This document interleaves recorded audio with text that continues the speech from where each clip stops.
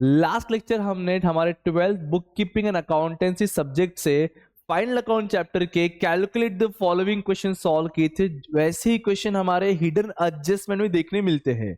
आज हम जो है एनपीओ चैप्टर के कैलकुलेट द फॉलोइंग सीखेंगे। अगेन कहूंगा मैक्स टू मैक्स 15 से 20 मिनट जाएगा, बट ये 15 से 20 मिनट आपको कम से कम कैलकुलेट द फॉलोइंग के क्वेश्चन क्लियर करवा देगा और जो क्वेश्चन बड़े क्वेश्चन में हिडन एडजस्टमेंट होता है वो भी समझा कर जाएगा। तो जल्द से जल्द कीजिए वीडियो को लाइक और कर दिए शेयर अपने सारे के सारे 12th फ्रेंड के साथ। चलिए शुरू करते हैं हमारे कैलकुलेट द फॉलोइंग जो हमें हमारे टेक्स्ट बुक में अंदर दिया हुआ है। पहला क्वेश्चन है 10% PA that is per annum depreciation charge करना है फर्नीचर के ऊपर। जो फर्नीचर अमाउंट है 50,000 फॉर 3 मंथ। ये हमने देखा यार हर चैप्टर में ऐसे एडजस्टमेंट तो हम सॉल्व करते ही है। तो आप ये मत समझो कैलकुलेट द फॉलोइंग, अब मैं क्या करूं, मेरे को नहीं आ रहा कैलकुलेट द फॉलोइंग। अरे तुमने ऑलरेडी पहले किया हुआ, ये अलग नहीं है। कॉन्फिडेंस पहले खुद का बिल्ड करो, सॉल्व करो, समझेगा। चलिए सो सबसे पहले सर ये जो हम करने जा रहे हैं ये हमारा है एनपीओ चैप्टर। मैं आपको इस वीडियो के एंड में प्रीवियस पेपर से कुछ क्वेश्चन भी दिखाऊंगे जहां में कैलकुलेट द फॉलोइंग पूछा गया है। पहला क्वेश्चन करने जा रहा हूं मैं। क्वेश्चन के अकॉर्डिंग है 50,000 पे 10% 3 मंथ का डेप्रिसिएशन। 50,000 पे सर 10% मतलब होता है 10/100। 3 महीने का मतलब 12 महीने में से 3 महीने का हमें कैलकुलेट करना है। देखो स्ट्रेट फॉरवर्ड कैलकुलेशन, डिंग डिंग डिंग डिंग डिंग डिंग डिंग डिंग, नीचे 0 ऊपर 0 कट हो गया। यहाँ 1 बचा, यहाँ 1 बचा, ऑटोमेटिक कट हो, उसकी वैल्यू बनता ही नहीं क्योंकि 1 से जो भी कुछ मल्टीप्लाई करोगे वही अमाउंट आएगा। यहाँ 3 और 12 है तो इसको कट कर सकते इजीली।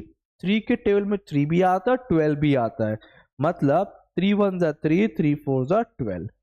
अब काफी बच्चों को नहीं समझेगा तो जो कुछ बचा कुछ है पहले उसको लिख दो, फिर डिवीजन करो, आपको इजी पड़ेगा। अदरवाइज अगेन 1 का मतलब कुछ नहीं बचता। मतलब अगर मैं समझाना चाहूं तो सर ये जो बचा है वह है 5000 डिवाइड बाय 4 है कि नहीं। मतलब 5,4 को डिवाइड करना है सर। तो 4 1 जा 4, 4 1 जा 4, तो 5 में से 4 खत्म हो चुका है, मतलब बचा है 1। तो यहाँ पे जो बचा है अभी 1000 बचा है। तो सर 4 1 जा 4 हो गया, बचा यहाँ पे 1 और 0 0, तो 4 2 जा 8। अगर ऐसे नहीं समझता है तो देखिए जो हमने बचपन में किया है सीखा है सर। यहाँ पे 4 आ गया, यहाँ आ गया 5000। बहुत लोग बोलेंगे क्या इतना डिटेल जा रहे, देखो जरूरी है। मैं मानता हूँ कि आप स्मार्ट हो लेकिन आपका फ्रेंड शायद ना हो तो एक दो कैलकुलेशन में एटलीस्ट डिटेल बताऊंगा आपको मैं। अगर आपको आता है तो वीडियो को स्पीड कर सकते हो, कोई दिक्कत नहीं, बट समझना जरूरी है हर चीजें। तो सर 4 1 जा 4, 5 में से 4 गया 1 बचा, यहाँ पे 0 ऐड किया, 4 के टेबल में 10 नहीं आया तो 4 2 जा 8, फिर 10 में से 8 गया 2 बचा सर, बराबर। बच करने सीखा हमने, यही सीखा हमने और अभी भी करेंगे और वही करना ही है। पर अब 4 के टेबल में 2 नहीं आता बट हमारे पास 0 सब प्लस में है तो एक 0 और ऐड किया, 4 के टेबल में 20 आता है सर, तो 4 5 जा हमने 20 किया, ये 0 हो गया। अभी 0 हो गया तो काम यहाँ पे खत्म हो गया। लेकिन ध्यान दीजिए हमने ये 0 यहाँ पे यूज किया, ये 0 यहाँ पे यूज किया है, बट ये अभी भी बचा हुआ है तो इसलिए ये आपका यहाँ पे कैरी फॉरवर्ड हो जाएगा। तो आंसर आ जाएगा 1250। क्या आ गया, ₹1250। आपके फर्स्ट क्वेश्चन का आंसर रहेगा 1250। होप सो मैंने आराम से हर एक चीज समझाने की कोशिश की है, हर किसी को समझा होगा। चलिए नेक्स्ट क्वेश्चन बोला है 12% इंटरेस्ट चार्ज करो 80,000 बैंक लोन के ऊपर 1 ईयर। 1 ईयर का मतलब सर 12 मंथ अपॉन 12 मंथ, सब कोई मतलब बनता नहीं है, कट हो जाएगा। तो सर 80,000, क्वेश्चन नंबर सेकेंड हम सॉल्व करने जा रहे हैं अभी सर। अमाउंट है 80,000, इसके ऊपर हमें इंटरेस्ट निकालना है। रेट ऑफ इंटरेस्ट 12% 1 ईयर के लिए। 12% मतलब होता है 12/100। जब जब परसेंट की बात करें तो नीचे 100 आएगा। मल्टीप्लाई 12/12 क्योंकि वो पूरे साल भर की बात कर रहा है, पूरे ईयर, तो 12/12 आ गया सर। 12 महीने से 12 महीने में से 12 महीने पूरा यूज होगा। जब इसको कट करोगे सर देखो ये पूरा खत्म यहीं पे, ये डिंग डिंग डिंग डिंग डिंग डिंग डिंग डिंग, नीचे 2 0 कट, ऊपर 2 0 कट, ये 1 का मतलब बनता नहीं है। अब क्या बचा आपके पास, ये 800 और ये 12 बचा, बीच में मल्टीप्लीकेशन है, जब ये पूरा मल्टीप्लाई करोगे 12 8 जा 96 होता है, और हमारे पास 2 जीरो बचा है तो हमने 2 जीरो यहाँ पे ऐड किया, तो हमारा आंसर आ गया 9600। नहीं आएगा तो आराम से आप मल्टीप्लीकेशन कीजिए, सॉल्व कीजिए, आपको आपका आंसर मिलना चाहिए 9600।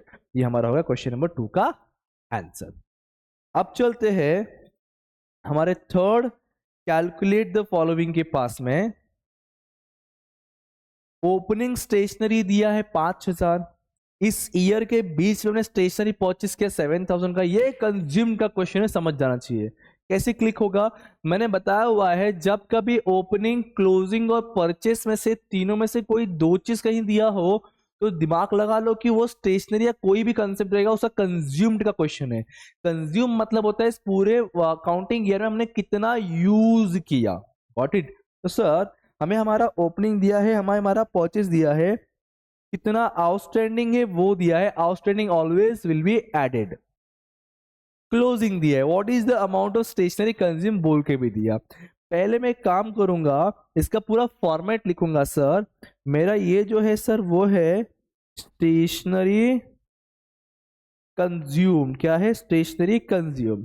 अब इसका सर फॉर्मेट होता है, सबसे पहले सर आता है, क्या आता है, ओपनिंग स्टॉक, फिर सर उसके बाद आता है एड परचेस कहो या एडिशनल कहो, दोनों भी एक ही बात है सर, ओके।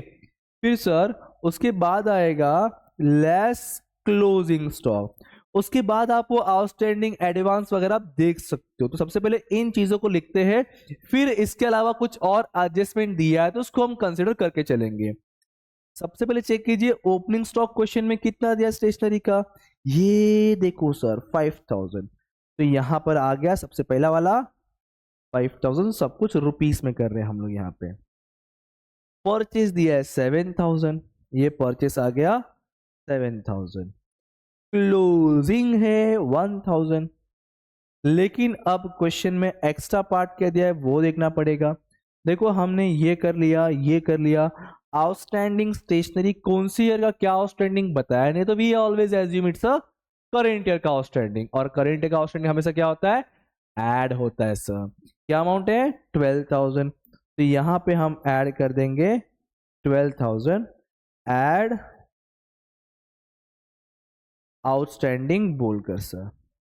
इसको सॉल्व कीजिए, आपको आपका फाइनल आंसर मिल जाएगा जो इस क्वेश्चन का डिमांड है।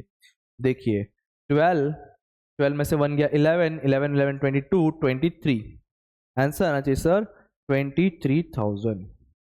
ये हमारे थर्ड कैलकुलेट द फॉलोइंग का आंसर है 23000, देख सकते हैं आप लोग। क्लियर है क्या, बोलो समझा, बोलो हाँ, बोलो हाँ, अरे बोलो ना हाँ, वेरी गुड, ओके। चलो फोर्थ एमसीक्यू, यार ये तो तुम निकाल ही सकते हो। सैलरी 10,000 है, आउटस्टैंडिंग 5,000 है, पूछ रहा है बताओ इनकम एक्सपेंडिचर में कितना आना चाहिए, ये पूछ रहा है आउटर कॉलम में कितना आना चाहिए, सिंपल सा। बोलो क्या करोगे sir, 10 + 5 = 15,000, 10 + 5 = 15,000। Fourth one sir, salary दिया है हमने पहले से पेड कर दिया 10,000 का, और हमारा आउटस्टैंडिंग है, पे करना बाकी है